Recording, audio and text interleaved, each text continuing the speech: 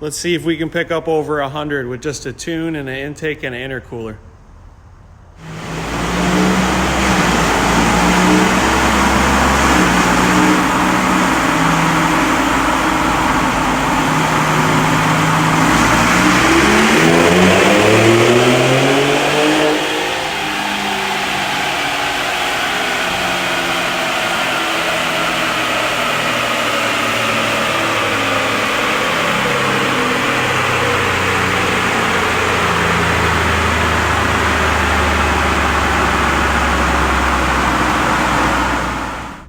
Guys, today the topic of discussion is a 2019 Ford Raptor.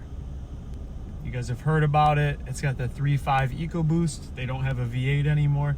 That upsets some people, but from a tuning and performance standpoint, the 3.5 EcoBoost is a fantastic engine. We have experience tuning the regular 3.5 EcoBoost that comes in the standard pickup trucks. The 3.5 HO, which is in this one, is a little bit different than that. We're still very comfortable with it. So let's talk about this truck. So we didn't get a baseline for this truck when it was completely stock.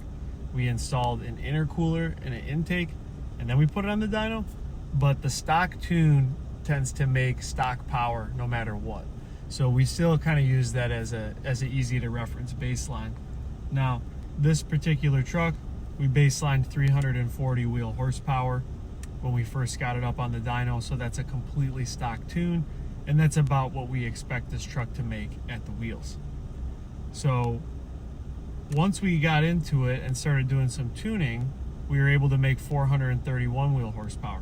So we're talking about a total gain there, a peak gain, if you will, of 90 horsepower. But the peak number isn't the same as the areas in the graph where we have even higher than that over stock. For example, at 6,000 RPM, we're about 115 wheel horsepower more than stock. So the biggest gains to doing a tune and just the minor bolt-ons that we did here are what you make up top. So everybody always asks, what are the best mods for my dollar? With the 3.5 EcoBoost, a tune by itself on 93 octane is by far the best mod that you can do. These numbers that we're seeing here are a little bit higher than we make with a tune only. With a tune only, this truck would probably make about 410, but it's still a very significant improvement over stock. Much better driving feel. We adjust the transmission shifting, so it's just going to feel a lot more responsive. So the mods that we did on this truck, we did an intake, we did an intercooler, and we did one-step colder spark plugs and a colder thermostat. Real quick, let's just talk about why we did that. So first and foremost, we'll just throw the intake out there. This is probably going to hurt some feelings. Intakes don't do anything on these trucks at stock power levels. Stock power levels meaning stock turbos. We can make up to 500 wheel horsepower through a stock gearbox, and it's just not restrictive. We suggest the intake for the sound. It seems to help with turbo spool a little bit, but in overall power, it's mainly just a wash. It's good for sound. I have an intake on my truck. I have a 2019 F-150, and I love it because it sounds good. That's why I put that on.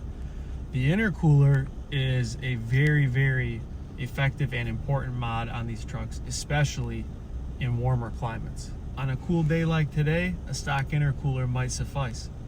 But we have to think about what happens when we're driving this thing on the street. After we do a pull, we floor it, the truck shifts first, second, third gear. The longer we do that pull, the intake temperature is just rising rapidly. And the hotter it gets, the more likely this thing is to spark knock, the more likely it is to pull timing, and we will lose power at that point. So we put the intercooler on here because we're turning up the boost, we're making more heat, and we want that power to be repeatable. In this case, this truck has a cob intercooler, and it's very effective.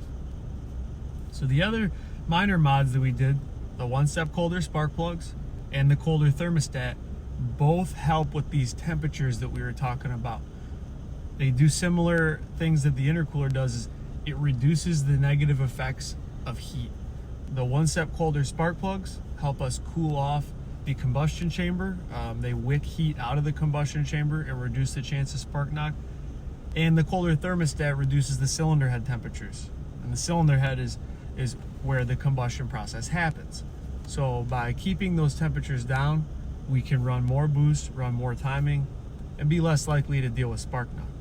When you combine those things together, you have a beautiful improvement of power with a proper dyno tune.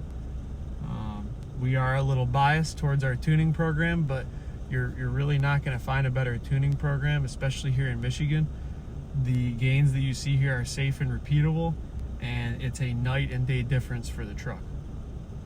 So that about sums up what we did with this truck here. I do want to add completely stock exhaust system. It's not obnoxious. You can hear it right now. It's still stock. The engine note of these 3.5s, you know, it's kind of a love it or hate it thing. Some people can't stand it. When you put an exhaust on them, they're very loud and they kind of have this raunchy sound to them. And I'm not against it. I think that some of them actually sound all right.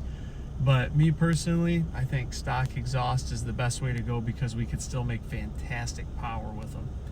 So if you have a 3.5 EcoBoost, that's a Raptor or a regular F-150, we can do some really awesome things with them.